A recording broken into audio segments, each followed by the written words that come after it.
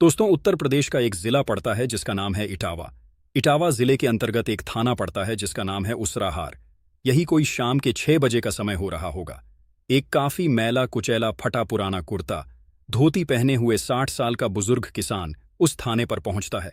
उसके पैरों में चप्पल तक नहीं होते हैं। उसके पैरों में मिट्टियां लगी होती हैं और सर के ऊपर एक फटा पुराना मैला कुचला गमछा बांधे हुए होता है। उसे देखने के बाद ऐसा लग रहा था कि वो काफी मायूस था, काफी हैरान और परेशान था। उस थाने पर पहुंचने के बाद वो थानेदार के पास जाता है, दरोगा जी के पास जाता है और हाथ जोड़कर कहने लगता है, साहब, माई बाप, मैं मेरठ का रहने वाला हूं और मेरे गांव वालों ने मुझे बताया था कि इटावा में सस्ते बैल मिल जाते हैं। मेरी थोड़ी बहुत खेती बाड़ी है और उसी खेती बाड़ी से थोड़ा बहुत पैसा इकट्ठा मैंने बैल खरीदने के लिए किया था। लेकिन यहां पर जैसे ही मैं आया, मेरा पकेट किसी ने काट लिया और मेरे पूरे पैसे ले लिए। साहब, मेरा रपट लिख लीजिए और मेरी पैसे किसी भी तरह से लवा दीजिए साहब। वो हाथ जोड़ करके मिन्नत करने लग जाता है। दरोगा उसकी तरफ देख करके मुस्कुराता है और कहता है कि मैं कैसे मान जाऊं कि तुम्हारा पकेट किसी ने काटा है। हो सकता है तुमने पैसा फेंक दिया होगा, या हो सकता है कि तुमने शराब वगैरह पी करके कहीं इधर उधर पैसा कर दिया होगा और अब रपट लिखवाने की बात कर रहे हो, क्योंकि यहां से जब तुम जाओगे तुम्हारे घर वाले पैसे के बारे में पूछेंगे तो तुम अपना रपट लिखवा करके अपना पीछा छोड़ना चाहते हो। तुम्हारा रपट नहीं लिख सकता मैं। ये सारी चीज जब दरोगा उसको कहता है तो वो काफी मायूस हो जाता है और हाथ जोड़ करके कहने लगता है, साहब, मैं सच बोल रहा हूं, मेरी बात मान जाइए। मैं बैल खरीदने के लिए आया था, लेकिन किसी ने मेरा पकेट काट लिया। अपने पॉकेट को दिखाने लग जाता है। लेकिन दरोगा फिर भी उसकी बात को नहीं मानता है और कहता है, मैं तुम्हारा बात नहीं मान सकता हूं और तुम्हारा FIR नहीं लिख सकता। कोई भी रपट नहीं लिखा जाएगा, यहां से भाग जाओ तुम। दरोगा उस बूढ़े व्यक्ति को भगाने लग जाता है और वह काफी मायूस होकर के और थाने से बाहर निकलने लग जाता है। तभी एक सिपाही उसके पास आता है और कहता है, दादा, इधर आओ, रपट मैं लिखवा देता हूं दरोगा जी से बात करके, लेकिन आपको खर्चा बर्चा देना पड़ेगा। वो व्यक्ति उससे कहता है कि ठीक है साहब, आप मेरा रपट लिखवा दीजिए। मेरे पास कोई पैसे नहीं है, मेरा तो पकेट कट चुका है, लेकिन ठीक है, मैं किसी भी तरह से बंदोबस्त करके आपको खर्चा बर्चा दूंगा, लेकिन मेरा रपट लिखवा करके मेरे पैसे का बंदोबस्त करवा दीजिए। वो सिपाही कहता है कि ठीक है, वो तो बाद की बात है, चलिए मैं आपका रपट लिखवा देता हूं, लेकिन खर्चा बर्चा निकाल लीजिए।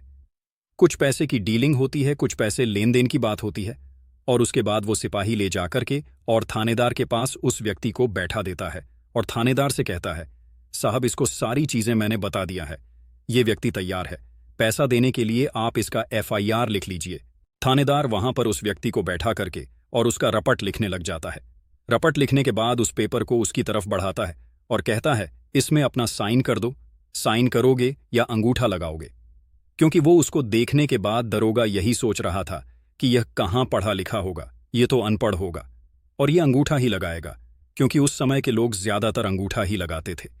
ये बातें जैसे ही वो दरोगा उस व्यक्ति को कहता है, वो व्यक्ति कहता है, मैं साइन करूंगा। अपने पकेट से एक पेन निकालता है और उस पेपर के नीचे अपना नाम लिख देता है। उसके बाद जो वहां पर स्टंप पैड पड़ा हुआ होता है, उस पैड को अपने तरफ लेता है और फिर अपने पॉकेट से एक रबर की मोहर निकालता है और उस मोहर को उस साइड में डाल करके और उस पेपर के ऊपर स्टंप लगा देता है, उस स्टंप को और उस सिग्नेचर को।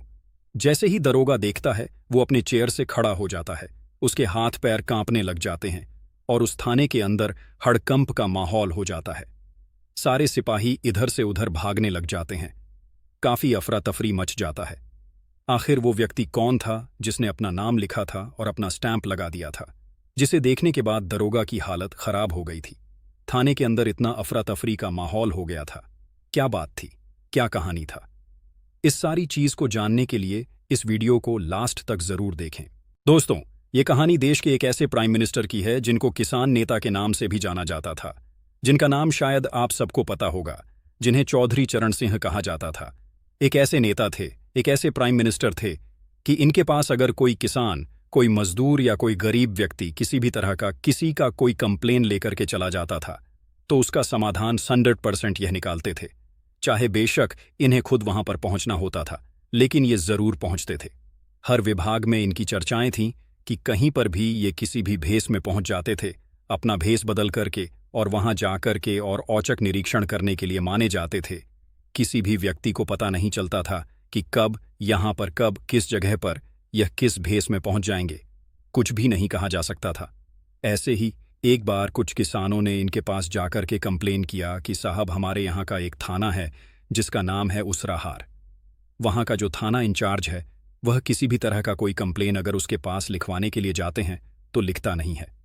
किसी भी तरह का कोई दिक्कत परेशानी अगर एरिया में होता है तो उसको सॉल्व करने की कोशिश नहीं करता है, और अगर इसके पास अगर कोई जाता है तो उससे पैसे लेता है, पैसे मांगता है और काम कुछ भी नहीं करता है।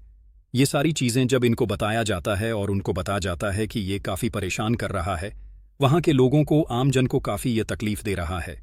हर व्यक्ति को बिना किसी गलती के ही उठवा करके और थाने में ले जा करके बंद करवा देता है, टॉर्चर करता है, और कोई भी अगर उसके पास एफआईआर लिखवाने के लिए जाता है तो एफआईआर नहीं लिखता है और पैसे मांगने लग जाता है। काफ़ी परेशान करके रखा है। साहब, इसका कुछ कीजिए। चौधरी चरण सिंह कहते हैं, ठीक है, आप लोग जाइए। उनको आश्वासन देते हैं कि बहुत जल्दी 1 हफ्ते 2 हफ्ते के अंदर ही आपके सारी समस्या का समाधान कर दूंगा, आप लोग जाइए यहाँ से। और जब वो लोग सब चले आते हैं, अगर प्राइम मिनिस्टर या चीफ मिनिस्टर को अगर कोई कंप्लेन किया जाए तो अपने नीचे के अधिकारियों को बताते हैं, और वहां से जिसके अंडर में जो काम आता है अपने विभाग को बताते हैं, और विभाग का जो अधिकारी होता है उसको सॉल्व करता है। लेकिन ये सारे काम अपने हाथों से करते थे। अगर ऐसा कोई किसान, कोई मजदूर या कोई गरीब किसी भी तरह का कंप्लेंट इनके पास लेकर जाता था तो नीचे के अधिकारियों को नहीं बताते थे। ये उस काम को देखने और करने के लिए खुद भेस बदल करके वहां पर पहुंच जाते थे। और ऐसा ही कुछ हुआ। इटावा में इनकी मीटिंग थी, इटावा में इनका कोई फंक्शन था, और वहां पर जब अपना काम करने के बाद, अपना जो भाषण वगैरह देने के बाद ये 6 बजे जब खाली होते हैं तो अपने लोगों के साथ जब ये जा रहे होते हैं, इनके साथ में पूरा इनका मामला होता है। कई गाड़ियां इनके पीछे लगी होती हैं, सबको रुकवा देते हैं और कहते हैं कि भाई, मुझे कुछ काम है और इसके लिए मुझे एक कुर्ता धोती और गमछे की पुराने किसी किसान की जरूरत है। एक व्यक्ति को भेजते हैं और वो व्यक्ति जाकर के एक किसान के घर से उसका फटा हुआ कुर्ता, फटा हुआ धोती गंदा और एक गमछा लेकर के आता है और इनको दे देता है अपने सारे लोगों को। वहीं पर वो कुछ दूर रुकवा देते हैं और कहते हैं, यहीं पर आप लोग रुको, तकरीबन आधा 1 घंटे के बाद आप लोग इस थाने पर पहुंच जाना। मैं उसराहार थाने के पास जा रहा हूं और कुर्ता, धोती और गमछा लेकर के बिना चप्पल का ऐसे नंगे पैर उस उसराहार थाने में पहुंच जाते हैं। वहां पहुंचने के बाद सिपाही उनको रोकता है और कहता है, कहां जा रहे हैं दादाजी, क्या दिक्कत है? फिर ये कहते हैं कि साहब, मैं मेरठ का रहने वाला हूं और मैं यहां पर बैल खरीदने के लिए आया था। मैं एक छोटा सा किसान हूं, मैंने थोड़ा बहुत किसी भी तरह से पैसा इकट्ठा किया था बैल खरीदने के लिए, क्योंकि मेरे गांव वाले यहां से बैल खरीद करके ले जाते हैं। उन्होंने बताया था कि इटावा में काफी सस्ता बैल मिल जाता है, इसलिए मैं यहां बैल खरीदने आया था, लेकिन किसी ने हमारा पकेट काट लिया है। उसी का मैं रपट लिखवाने दरोगा जी के पास आया हूं। वो सिपाही कहता है, ठीक है, अंदर जाइए। दरोगा जी बैठे हुए हैं। वैसे शाम का 6 ही बज रहा है। अब आपका रपट वगैरह तो लिखा जाएगा नहीं, लेकिन आप जाइए, मिल लीजिए। वो जाते हैं और दरोगा जी के पास जाकर के हाथ जोड़ करके विनती करते हैं और कहते हैं, साहब, मैं मेरठ का रहने वाला हूं। मैं यहां पर बैल खरीदने के लिए आया था, लेकिन किसी ने मेरा पकेट काट लिया साहब। मैं बहुत गरीब आदमी हूं, किसी भी तरह से एक एक पाई जोड़ करके और यहां पर बैल खरीदने आया था, लेकिन मेरा कोई पकेट काट लिया साहब। मेरा रपट लिख दीजिए और मेरा पैसा कहीं से भी बंदोबस्त करवा दीजिए, दिला दीजिए साहब। दरोगा उनकी तरफ देखने लग जाता है और कहता है कि यह सारी बातें करने की क्या जरूरत है? जो तुम कह रहे हो इसमें कोई भी सच्चाई नहीं है। मुझे पता है कि तुमने पैसा कहीं ना कहीं इधर उधर फेंक दिया होगा। तुम्हारी बातों में थोड़ी भी सच्चाई मुझे नजर नहीं आती है। कौन मानेगा ये बात को कि तुम्हारा पकेट किसी ने काट लिया है? हो सकता है कि तुमने पैसा कहीं फेंक दिया होगा, कहीं गिरा दिया होगा, या हो सकता है कि तुमने नशा वगैरह करके इधर उधर फेंक दिया होगा।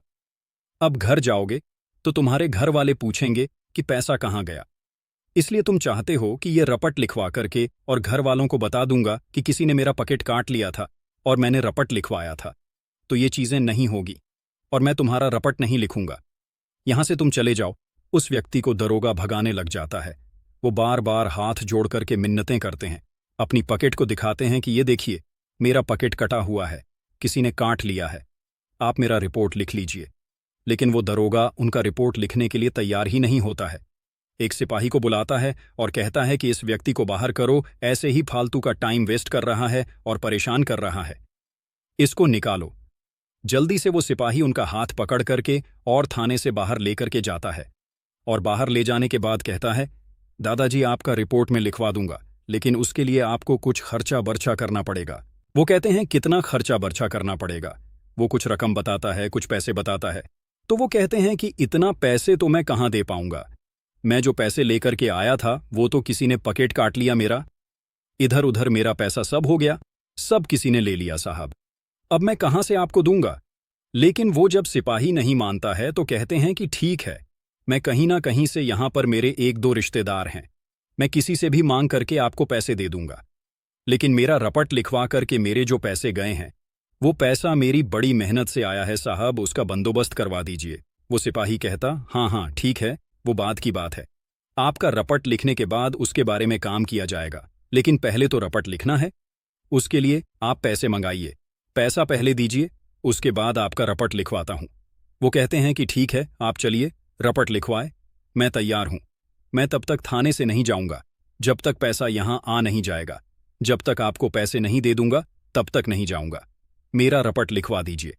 उनके पास थोड़े बहुत पैसे थे, वो निकाल करके पैसे दे लेते हैं और कहते हैं, लीजिए साहब और रपट लिख लीजिए। और फिर उसके बाद थानेदार जो होता है उनका FIR लिखने लग जाता है। FIR जब लिख लेता है उसके बाद उनसे कहता है कि हाँ बोलो, अब तुम इस पर साइन करोगे या अंगूठा लगाओगे। FIR करके वो मुस्कुराता रहता है और सोचता है कि ये तो बुढ़ा आदमी है और गरीब आदमी है, फटेहाल आदमी है, ये पढ़ा लिखा कहाँ होगा कि साइन करेगा। तो उसके तरफ एक सिपाही जो स्टंप पैड होता है उनके तरफ ले जाकर रख देता है और कहता है, ये अंगूठा लगाओ। तभी वो कहते हैं कि नहीं, मैं अंगूठा नहीं, मैं साइन कर दूंगा। वो पेपर को लेते हैं और उस पर अपना नाम लिखते हैं और पूरा नाम चौधरी चरण सिंह जैसे ही लिखते हैं, इनके नाम को देखने लग जाता है थानेदार, और उसके बाद उस स्टंप पैड को लेकर के अपने पॉकेट से एक मुहर निकालते हैं और उस मुहर को उस कागज के ऊपर लगा देते हैं। उस पर लिखा होता है चौधरी चरण सिंह प्रधानमंत्री भारत। ये चीजें जैसे ही वो लगा देते हैं अपना मुहर, उसे देखने के बाद वहां पर दरोगा बैठ नहीं पाता, खड़ा हो जाता है, उसकी हालत खराब हो जाती है, उसके सिर से पसीने छूने लग जाते हैं।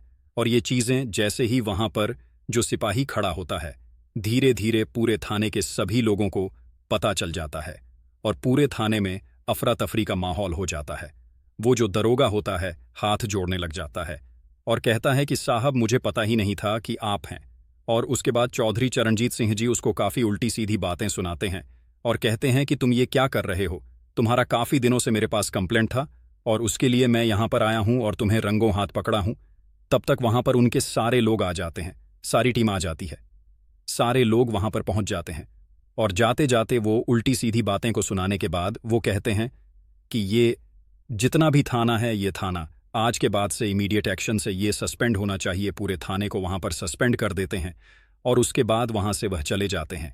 इस तरह के थे प्रधानमंत्री चौधरी चरण सिंह, जो किसानों के लिए, मजदूरों के लिए और गरीब लोगों के लिए कभी भी किसी भी भेस में पहुंच जाते थे और उनकी परेशानियों को सॉल्व करते थे। ऐसा प्रधानमंत्री आज तक हमारे देश में कोई नहीं हुआ है कि जो खुद भेस बदल करके और इन लोगों को उनकी जो सजा देना होता उसको सजा देते थे और गरीबों और किसानों का मदद करते थे। आपको ऐसे प्रधानमंत्री के बारे में क्या कहना है, कमेंट बॉक्स में जरूर बताइएगा। फिर मिलेंगे, धन्यवाद।